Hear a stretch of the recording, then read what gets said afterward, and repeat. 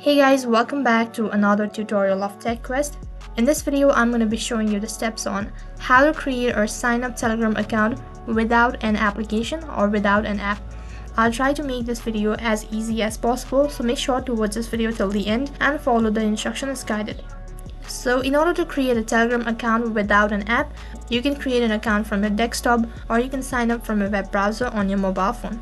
So this method will work for both of your devices. So then let's get started. First thing, you need to open up your web browser. Use any web browser that is convenient for you. And once you open up your web browser, on the search box, you need to type in the link. That would be www.telegram.org and you'll be directed to the sign-in page. You can sign in or sign up using your phone number, or you can log in by using your QR code. Login by QR code will only work for those who already have a Telegram account, and you can just scan it and you'll be able to log into your account. Since we're creating an account, then what you'll need to do is, first of all, you need to provide your phone number right over here.